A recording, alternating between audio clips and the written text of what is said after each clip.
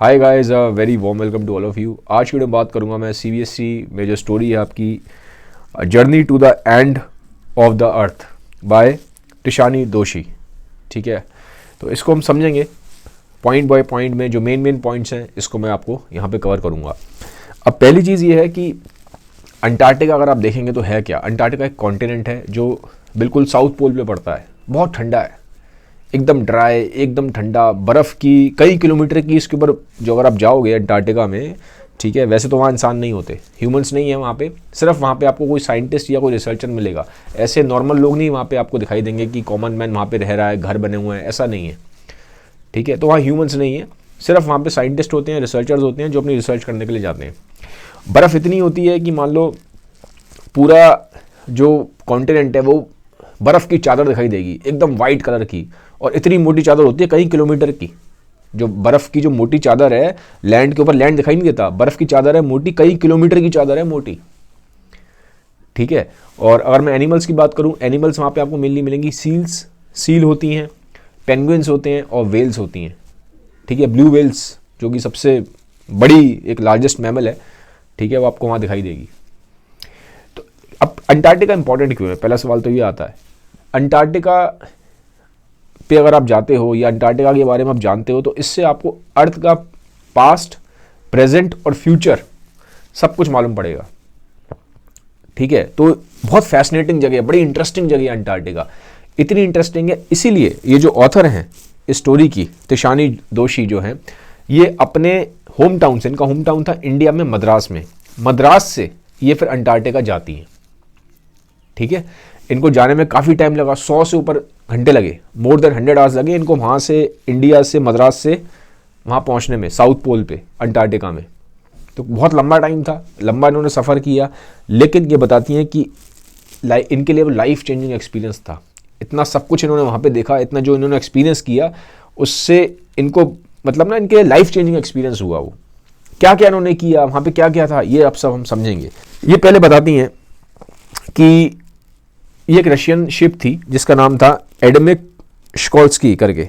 ठीक है, उसमें गई थी, उस शिप में ये गई थी, जो साइंटिफिक रिसर्च होती थी उसके लिए रशिया ने यूज़ की थी ये शिप। ठीक है, तो उसी शिप में ये गई थी मद्रास से अंटार्कटिका। अभी थोड़ा सा अंटार्कटिका की हिस्ट्री के बारे में बताती हैं। कहती हैं कि पहले एक टाइम पे ना दुनिया में अभी जो आपको इतने सारे कॉन्टिनेंट दिखाई देते हैं, ये मोस्टली उसमें से कई कॉन्टिनेंट, जैसे कि अफ्रीका है, साउथ अमेरिका है, ठीक है, ऑस्ट्रेलिया है, इनफैक्ट इंडिया भी।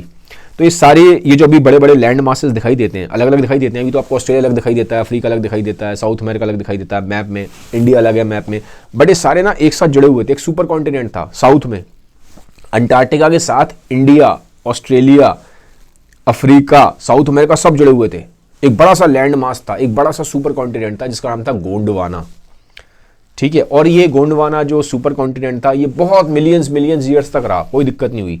लेकिन एक टाइम पे, ठीक है, और वो टाइम था मोस्टली जब डायनासोर एक्सटिंक्ट हुए थे, जब डायनासोर दुनिया से खत्म हुए थे, उस टाइम पीरियड के आसपास ये जो लैंड मास था ये टूटना शुरू हुआ, और इसे टूट के ये जो अभी आपको प्रेजेंट में कॉन्टिनेंट दिखाई देते हैं, ये लैंड मासेस जो दिखाई देते हैं, जैसे कि साउथ अमेरिका जैसे मान लो ये पूरा है, ये गोंडवाना है। ठीक है, ये लैंड मास गोंडवाना का है, टूट गया तो कुछ हिस्सा इधर इंडिया की तरफ निकल गया, कुछ हिस्सा इधर साउथ अमेरिका की तरफ निकल गया, कुछ इधर ऑस्ट्रेलिया की तरफ निकल गया, कुछ इधर अफ्रीका की तरफ निकल गया, तो टूट गया था।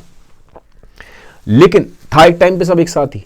तो कहते हैं जब आप अंटार्कटिका जाओगे तो आपको मालूम पड़ेगा कि कैसा था, क्योंकि आपको फील आएगा यार कभी इस अंटार्कटिका में इंडिया भी हुआ करता था। फिर बाद में वो तो टूट के अलग हो गया गोंडवाना से इंडिया, और फिर वो टकराया ऊपर जाके। ठीक है, ऊपर दूसरी प्लेट से टकराया, प्लेट टकराती है, प्लेट टेक्टोनिक्स बोलते हैं इसको ज्योग्राफी में, जिसकी वजह से हिमालयाज बने। ठीक है, तो अगर हमें पास को समझना है, इसलिए वो कहती हैं कि तो आप अगर जब अंटार्कटिका जाओगे तो आपको फील आएगा। तो ये यहाँ पे पहली चीज़ इसके बारे में बताती हैं। फिर ये बताती हैं कि जब ये अंटार्कटिका पे गई, जब वहाँ पर चल रही थी, मैंने बोला वहाँ पे लैंड दिखाई नहीं देता, वहाँ पूरी बर्फ़ ही बर्फ़ होती है, कई किलोमीटर की बर्फ़ होती है, मोटी परत होती है बर्फ़ की। तो उनको ऐसा लगा जैसे कोई बर्फ़ की बॉल पे चल रही हो, पिंग पोंग बॉल बोला इन्होंने, वो पिंग पोंग बॉल ऐसा लग रहा था कोई बर्फ़ की बॉल हो। फिर ये कहती है वहाँ पे कोई पेड़ नहीं है, कोई बिल्डिंग नहीं है, कोई एडवर्टाइजमेंट के बिल बोर्ड्स लगे होते हैं वो भी नहीं है, तो वो सब कुछ नहीं है, क्योंकि इंसान ही नहीं है, कोई दिखता ही नहीं है वहाँ पे।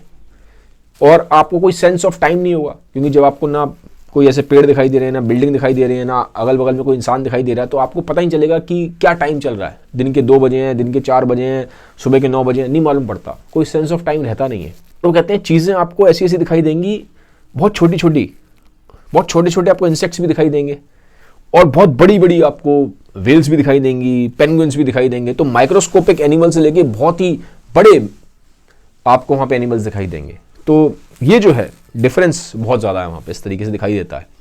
और वो कहती है वहाँ एब्सोल्यूट साइलेंस है। जैसे हम सिटीज़ में रहते हैं तो आप देखो यहाँ बहुत शोर शराबा होता है, ट्रैफिक का शोर शराबा है और कई तरह की आवाज़ें आती हैं, नॉइजेज़ होते हैं। लेकिन कहती हैं कि जब मैं अंटार्कटिका में थी तो वहाँ पे एब्सोल्यूट साइलेंस था, कि लोग ही नहीं है, बिल्कुल एकदम सुनसान, एकदम बिल्कुल शांति, एब्सोल्यूट साइलेंस। अब फिर ये बताती हैं कि जैसे कि ह्यूमन सिविलाइजेशन को आए हुए 12,000 साल हुए हैं, ह्यूमन सिविलाइजेशन को आए हुए 12,000 साल हुए हैं। इससे पहले ह्यूमंस मोस्टली जंगलों में रहते थे। तो वो कह रहे हैं जब से ह्यूमन सिविलाइज्ड हुए हैं, 12,000 साल हुए हैं, तब से ही एक तरीके से हमने प्लैनेट को हमने डिस्ट्रॉय करना स्टार्ट कर दिया है। हमने कार्बन का लेवल्स इतना बढ़ा दिया है जिसकी वजह से ग्लोबल वार्मिंग हो रही है, और वो जो ग्लोबल वार्मिंग का असर आपको अंटार्कटिका में दिखता है। ठीक है, तो वो कहते हैं कहीं ना कहीं जब से हम सिविलाइज्ड हुए हैं पिछले 12,000 साल में, हमने प्लैनेट को काफ़ी हद तक नुकसान पहुंचाया है। अब जब प्लैनेट को नुकसान पहुंचेगा तो बाकी जो लिविंग स्पीशीज़ हैं, एनिमल्स हैं, प्लांट्स हैं, इंसेक्ट्स हैं, इन सबको भी हम बहुत नुकसान पहुंचा रहे हैं। अब ये बताती हैं इसमें एक अच्छा पॉइंट कि अंटार्कटिका ज़रूरी क्यों है, क्यों अंटार्कटिका इंपॉर्टेंट है। पहला कहती हैं कि वहाँ पर जो चीज़ें हैं ना बहुत प्रिस्टाइन है, मतलब बहुत प्योर है, क्योंकि वहाँ ह्यूमंस नहीं गए ना, इंसान है नहीं वहाँ पे। ठीक है, तो जब वहाँ पे इंसान ही नहीं है तो चीज़ें जैसी थी, मतलब जैसे पास्ट में थी हज़ारों लाखों करोड़ों साल पहले, बिल्कुल वैसे की वैसी हैं। तो अगर आपको पास्ट को समझना है कि अर्थ पास्ट में कैसे होती थी, आज आप किसी शहर में जाकर नहीं समझ पाओगे। अंटार्कटिका में अगर आप जाते हो तो आपको समझ में आएगा हज़ारों लाखों करोड़ों साल पहले अर्थ बिल्कुल कैसी थी, क्योंकि वहाँ ह्यूमंस गए नहीं, तो बिल्कुल प्योरेस्ट फॉर्म में है, पहली चीज़। सेकंड, वो कहती हैं कि अर्थ वहाँ पे जो बर्फ़ है, एक्चुअली क्या होता है जब बर्फ़ बनती है तो बर्फ़ ना बहुत सारा कार्बन भी एब्जॉर्ब कर लेती है। जैसे वो अंटार्कटिका के बारे में जब वो बताती हैं, अंटार्कटिका की जो बर्फ़ है नीचे, मैंने बोला ना कई किलोमीटर की बर्फ़ होती है, वहाँ लेयर्स में, अंटार्कटिका की बर्फ़ की लेयर्स में कार्बन ट्रैप है। कार्बन क्या है, कार्बन ट्रैप है, गैस के फॉर्म में ट्रैप है, क्योंकि वो जो जो बर्फ़ बनी थी, जब वो बर्फ़ बन रही थी तो उसने कार्बन को एब्जॉर्ब किया। ठीक है, कार्बन को एब्जॉर्ब किया। तो अब एक लेयर यहाँ पे है कार्बन की, यहाँ बर्फ़ की, इसने एब्जॉर्ब करा, फिर एक नीचे बर्फ़ की लेयर है, उसने कार्बन को एब्जॉर्ब करा, फिर एक नीचे बर्फ़ की लेयर है, उसने कार्बन को एब्जॉर्ब करा। तो इस तरह से कार्बन की लेयर्स, आइस की लेयर्स में कार्बन ट्रैप्ड है। तो इसको पढ़ के साइंटिस्ट बहुत तक, उस टाइम पे अर्थ की ज्योग्राफी कैसे थी, उस टाइम पे क्या इकोलॉजी थी, इसके बारे में साइंटिस्ट पता कर लेते हैं, तो हमें पास्ट के बारे में मालूम पड़ता है। तो इसलिए काफ़ी इंपॉर्टेंट है अंटार्कटिका, क्योंकि पास्ट के बारे में अगर हमें समझना है तो उससे हमें बहुत कुछ मालूम पड़ता है। ठीक है, फिर ये बताती हैं कि जैसे कि एक प्रोग्राम था स्टूडेंट्स ऑन आइस, तो उन्होंने नाम दिया कि कनाडा में एक शख्स थे, उनका नाम था जियोफ ग्रीन करके। तो ये जियोफ ग्रीन क्या करते थे, पहले बहुत सारे सेलिब्रिटीज़ को, जो बड़े बड़े लोग होते हैं, उनको लेके जाते थे अंटार्कटिका में, बट उन्होंने देखा कि उससे इनको ज़्यादा फ़ायदा नहीं हो रहा। तो उन्होंने सेलिब्रिटीज़ को और ऐसे बड़े बड़े लोगों को छोड़ के इन्होंने जो हाई स्कूल के बच्चे हैं उनको ले जाना स्टार्ट करा। एक एजुकेशन प्रोग्राम बनाया जहाँ पे हाई स्कूल के जो बच्चे हैं इनको अंटार्कटिका ले जाना स्टार्ट किया, ताकि ये समझे अंटार्कटिका को, अंटार्कटिका की इंपॉर्टेंस को समझे। क्योंकि अंटार्कटिका की अगर इंपॉर्टेंस को समझते हैं तो उनको अर्थ की पास्ट के बारे में समझ में आएगा और उनको प्रेजेंट भी दिखेगा। तो मालूम पड़ेगा कि हम जो ह्यूमंस हैं कैसे हम कहीं ना कहीं प्लैनेट को डिस्ट्रॉय कर रहे हैं, एनिमल और जो प्लांट की स्पीशीज़ हैं इनको हम डेंजर में डाल रहे हैं। ठीक है, तो वो चाहते हैं कि जो अब के हाई स्कूल के बच्चे हैं वो वहाँ पहुँचे, क्योंकि यही आगे जाके फिर बड़े बड़े पोजीशन से पहुँचेंगे, और जब ये बड़ी पोजीशन से पहुँचेंगे तो फिर ये अच्छे रूल्स रेगुलेशंस बनाएंगे ताकि हम प्लेनेट को प्रिजर्व कर सकें। ठीक है, क्योंकि यही जो बच्चे हैं ना हाई स्कूल के, यही तो आगे जाके फ्यूचर में लीडर्स बनेंगे, यही तो आगे जाके अच्छी पोजीशंस में होंगे, और जब ये आगे जाके लीडर्स बनेंगे, अच्छी पोजीशंस में होंगे, तो अच्छे रूल्स एंड रेगुलेशंस बनाएंगे ताकि हम प्लेनेट अर्थ को बचाने के लिए कुछ वैलिड कॉन्ट्रीब्यूशंस कर सकें। इतनी बड़ी आइस शीट्स होती हैं, वो बता रही थी कि एक यूरोप में बेल्जियम, उसके साइज़ के बराबर की आइस शीट है। तो आप समझ सकते हो कितने बड़े हैं वहाँ पे आइस शीट्स। ठीक है, और फिर जब ये देखती हैं कि वहाँ पे ये सब चीज़ें कोलैप्स हो रही हैं, ये बर्फ़ पिघल रही है, तो उससे इनको समझ में आता है कि सच में ग्लोबल वार्मिंग रियल है। क्योंकि क्या होता है, जैसे अभी हम बैठे हैं अपने अपने शहरों में, अपने घरों में आराम से बैठे हैं, हमने कोई न्यूज़ पढ़ लिया, हमने कुछ आर्टिकल पढ़ लिया न्यूज़ में, उसका उतना इम्पैक्ट नहीं होता। जो आदमी वहाँ देख रहा है सामने जाके, उसको एक्सपीरियंस कर रहा है अपने सारे सेंसेस से, उसको समझ में आता है कि ये सच में यार ये चीज़ रियल है। जब आप किसी चीज़ को सच में एक्सपीरियंस करते हो, उस चीज़ को देखते हो वहाँ जाके, तब आपको मालूम पड़ता है उसका सच में कितना इम्पैक्ट है। फिर ये बताती हैं कि जैसे एक प्लांट होता है, ठीक है, एक माइक्रोस्कोपिक प्लांट होता है, मतलब माइक्रोस्कोप से दिखाई देगा, ऐसे दिखाई नहीं देगा आपको, उसको एल्गी बोलते हैं, ठीक है। एल्गी होता है, फाइटोप्लैंक्टन, प्लैंक्टन वर्ड का मतलब भी प्लांट होता है, ठीक है। तो एक बहुत माइक्रोस्कोप लेवल का प्लांट होता है एल्गी, जैसा मैंने आपको बताया। तो वो कह रही है कि ये धीरे धीरे खराब होते जा रहे हैं, ये डिग्रेड होते जा रहे हैं ग्लोबल वार्मिंग की वजह से, क्योंकि जो ओशन का जो टेम्परेचर है, ओशन का, समुद्र का जो पानी है, ओशन का पानी है, उसका भी टेम्परेचर बढ़ रहा है, ठीक है। और ये जितने भी एल्गी हैं ये सब रहते पानी में, वहाँ पानी में ही होते हैं, पानी वहाँ पे है, ठीक है। तो कह रही है कि वहाँ पे इन्होंने देखा कि वहाँ जो पानी है, वहाँ पे ये जो फाइटोप्लैंक्टन्स हैं, एल्गी हैं, क्योंकि पानी का टेम्परेचर वर्ल्ड वाइड बढ़ रहा है, ओशन का टेम्परेचर बढ़ रहा है, तो इससे इनको प्रॉब्लम आती जा रही है। और अगर इनको प्रॉब्लम आएगी, फाइटोप्लैंक्टन्स को, इन एल्गीज को प्रॉब्लम आएगी, छोटे छोटे ये जो समुद्र में रहने वाले प्लांट्स हैं, अगर इनको प्रॉब्लम आएगी तो इन पे जो डिपेंडेंट है, उन पे कौन डिपेंडेंट है? इन पे समुद्र में बड़े रहने वाले बड़े जानवर और समुद्र में रहने वाले बड़े प्लांट्स। जी हाँ, समुद्र में प्लांट्स भी होते हैं। जो समुद्र में जितने भी एनिमल्स हैं, समुद्र में जितने भी प्लांट्स हैं, वो उनकी लाइफ खतरे में आ जाएगी, क्योंकि वो उन पे डिपेंडेंट है, फाइटोप्लैंक्टन्स पे, ठीक है। तो इससे क्या है, पूरी जो साइकिल बनी है अर्थ पे लाइफ की, वो डिस्टर्ब हो जाती है। अगर एक भी स्पीशीज खत्म होने के कगार पर आती है तो सारे के सारे जितने भी, क्योंकि एक स्पीशीज से बहुत सारी स्पीशीज जुड़ी हुई है, तो पूरी अर्थ पे एक लाइफ साइकिल है और हम सब कनेक्टेड हैं, तो उससे फर्क पड़ेगा। बताती हैं कि अगर हम छोटी छोटी चीज़ों का ध्यान रखें तो बड़ी चीज़ें अपने आप ठीक होंगी। अगर हम फाइटोप्लैंक्टन्स का, इन छोटे छोटे माइक्रोस्कोपिक प्लांट्स का ध्यान रखें तो बाकी चीज़ें अपने आप ठीक हो जाएंगी, क्योंकि बाकी सब चीज़ें इंटरकनेक्टेड हैं। फिर ये बताती हैं एक वॉक ऑन ओशन के बारे में। वॉक ऑन ओशन क्या है? जैसे कि ये मैंने बोला शिप पर जा रही थी, इनका शिप एक जगह ना थोड़ा ख़राब हो जाता है। अब वहाँ आसपास सब जगह बर्फ़ थी, मैंने बोला था बर्फ़ की चादर है, बहुत मोटी मोटी वहाँ बर्फ़ की चादर होती है। तो ये वहाँ पर उतर जाती हैं और साथ में जो और भी लोग होते हैं वो भी उतर जाते हैं। फिर ये वहाँ पर चलते हैं। जब ये चलती हैं तो बताती हैं कि कैसा एक्सपीरियंस आता है बर्फ़ पे चलने का। और ये वहाँ दूर देखती हैं, दूर ना वहाँ पे जैसे मैंने बोला था वहाँ पे एनिमल्स कौन से होते हैं, पेंगुइन, सील्स, वेल्स, तो उनको ना वहाँ सील दिखाई देती हैं।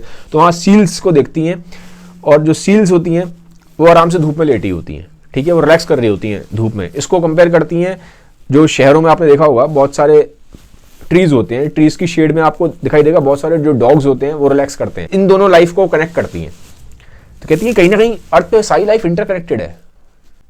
अब वो कहती हैं एक चीज़ की, यहाँ तक जब हम पहुँचे हैं, जो प्रेजेंट स्टेट है अर्थ की, उसमें मिलियंस ऑफ ईयर्स लगे हैं वहाँ तक पहुँचने में। तो वो कहती हैं मिलियंस ऑफ ईयर्स सच में काफ़ी बड़ा डिफरेंस लेके आते हैं, बट वो कहती हैं एक दिन भी काफ़ी डिफरेंस ला सकता है। आज उनको इस चीज़ का रियलाइजेशन हुआ, कहीं ना कहीं उनको चीज़ महसूस हुई कि ग्लोबल वार्मिंग के थ्रू जो डैमेज हम कॉज कर रहे हैं उसका असर अंटार्कटिका पर उन्होंने देखा। आज उन्होंने देखा उस असर को, जब उन्होंने बर्फ़ पिघलती हुई देखी, आइस शीट्स मेल्ट होती हुई देखी, तो उनको सच में आया, समझ में आया, आज उनको रियलाइजेशन हुआ। तो आज का वो दिन था जब उनको सच में रियलाइजेशन हुआ कि सच में यार ग्लोबल वार्मिंग काफ़ी डैमेज कर रही है प्लैनेट को, क्लाइमेट चेंज सच में एक रियल प्रॉब्लम है। आज उनको रियलाइजेशन हुआ, क्योंकि इस रियलाइजेशन के बाद उनको इस चीज़ का एहसास हुआ, काफ़ी स्ट्रांगली एहसास हुआ कि अगर हमें अर्थ को बचाना है तो हमें सच में कुछ कॉन्क्रीट स्टेप्स को लेना पड़ेगा, ठीक है। इसीलिए उन्होंने इस एक्सपीरियंस को इस स्टोरी के फॉर्म में लिखा है, ताकि हम लोग भी हैं इनके एक्सपीरियंस के थ्रू हम भी इस चीज़ को समझ पाएँ कि क्लाइमेट चेंज रियल है, और हमें, अगर हम ह्यूमन स्पीशीज़ को बचाना चाहते हैं और हम चाहते हैं कि बाकी भी प्लैनेट पे जो लिविंग स्पीशीज़ हैं वो भी सब अच्छे से रहें, कहीं ना कहीं उसके लिए हमें फिर राइट मेजर्स लेने की ज़रूरत है। तो this was all about today's video. अगर ये वीडियो आपको अच्छा लगा तो उसको सबके साथ शेयर ज़रूर कर दीजिएगा। Have a nice day, bye bye, take care.